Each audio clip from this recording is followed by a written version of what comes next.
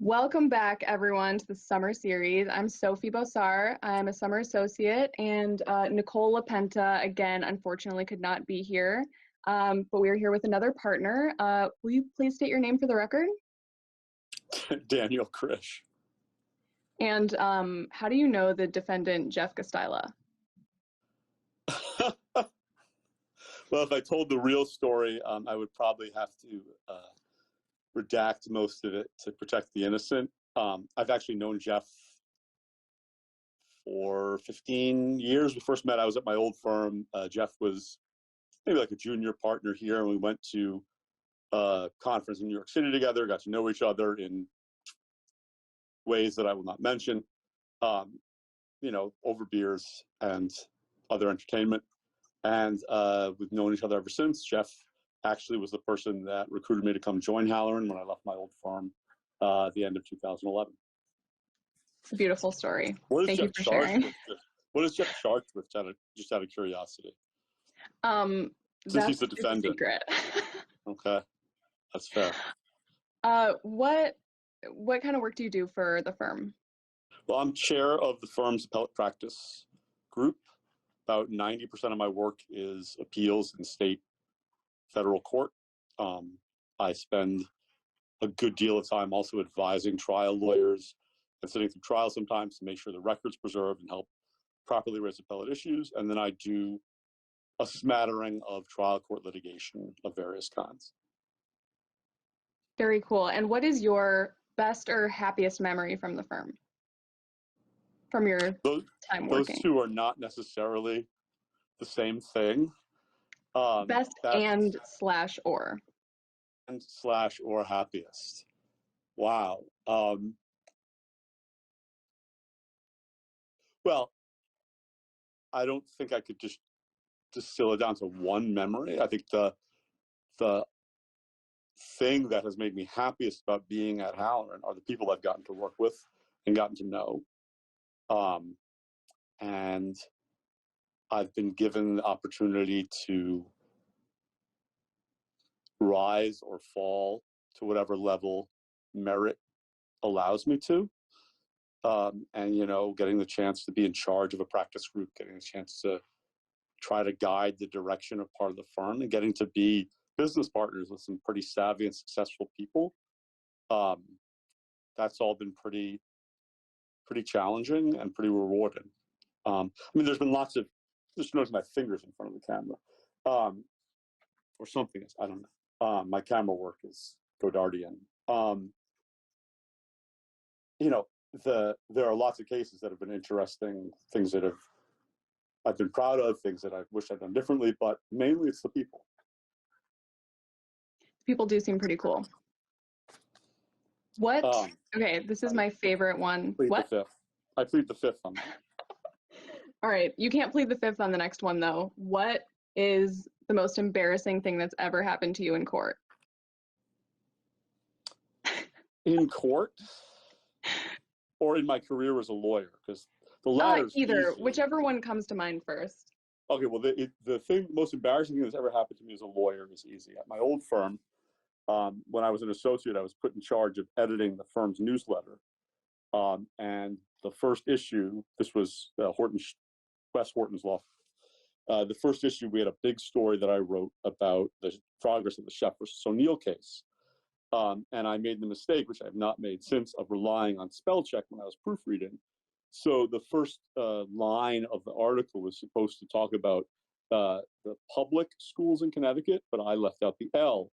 And so I sent out a newsletter to tons of our clients and lawyers and judges talking about Connecticut's pubic schools. So that, hands down, that's the most embarrassing thing that's ever happened to me. That's my nightmare. That's pretty bad, Daniel. Yeah, it is that. It taught me a valuable lesson, though. Don't trust spell check. Proofread. Out loud. Proofread things out loud.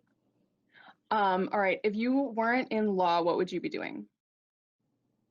Probably starving. But I guess like my dream job, I would like to have been an actor, but never really got into it. The regrets are the useless children of hindsight, but all the things that I tried not to be interested in growing up because I wanted to be cool and they weren't cool. I wish I'd paid more attention to, like science and acting, and I wish I'd pursued those passions more. I suppose realistically, if I wasn't a lawyer, I'd probably be a teacher. Both my parents are teachers, educators. It's in the blood. Well, I can attest that you'd probably be starving if you were an actor. It's not usually very lucrative. I know from experience. Thank you for that caveat. Most people wouldn't. You would be starving. Not you specifically. I know. Statistically. All right. What is on your summer playlist? Wow. Actually, on the way home yesterday, I had Juice by Lizzo in pretty heavy rotation. I've been listening to a lot of Lizzo. I've been listening to a lot of a group called Middle Kids. Bruce Springsteen is always heavy in my rotation. That's standard, I think, for a white man my age. Although Bruce is amazing, obviously. And I've been listening to some classical music too. For some reason, Ave Maria by Franz Schubert has been heavy in my playlist the last few weeks. What else has been good? Oh, and a lot of the Scissor Sisters. It's a good spectrum. You might have already answered this, but I was also going to ask what your favorite Lizzo song is. Oh, it's not the juice. My favorite Lizzo song, which of course I'm not blanking on, I've been singing it all morning, is Exactly How I Feel with Gucci Mane. When I'm angry or like just want to like scream, I just put that song on for a couple minutes and just, you can't cut loose more than Lizzo does or with more beautiful tonality, but I cut loose with her. I can appreciate that. What have you been binging during COVID in your downtime? Can you see on the camera? On Netflix. Oh. What have we binged? We binge watched a little bit of Great British Baking Show, which I love. I guess this was still during COVID. We watched the reboot of High Fidelity on Hulu, which they redid as a TV series, and in a delightful little twist, they had Zoe Kravitz play the role that John Cusack played in the movie, and of course John Cusack slept with her mother in the movie, and so she plays the John Cusack role in the TV show. It was fantastic. And I know we're watching something else. Oh, and Billions, which I'm hot and cold. Haven't seen it. Recommend? Don't recommend? That's a hard one. Up until the last 20 minutes, the last episode of season 1, definitely recommend, because it wasn't up to that point where I thought it would be. Then Paul Giamatti and Damian Lewis are chewing the scenery uncontrollably, which is what I thought it would be. And now season 2 has been mostly cartoonish. It's led me to develop this conspiracy theory about how showrunners do shows nowadays, that if they have a good first season, they deliberately tank the second season to get buzz about the show, and then come back with a strong third or fourth season so that the show's hot and fresh again. But I have a small sample size for proving that theory. Okay, I will not watch that then. Thank you for the non-recommendation.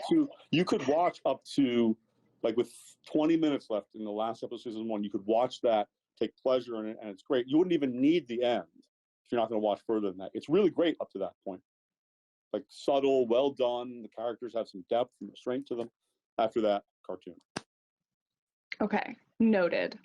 All right, I have one more. I'm trying to keep it a little shorter than last time because we accidentally went for like 20 minutes. I'm sure Jeff loves every minute of it. I'm going to take that personally that I'm the one that gets cut off. Again, not personal.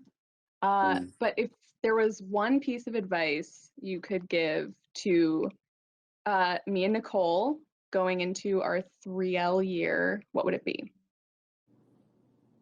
Law school related advice? Life advice? Whatever comes to mind. Okay, yeah, law school. Take classes because you find them interesting. Don't take them because they're going to be on the bar exam. Okay, that's good advice. That's helpful in the time where I have to register for classes. Oh, bonus question. What is your absolute worst memory from law school?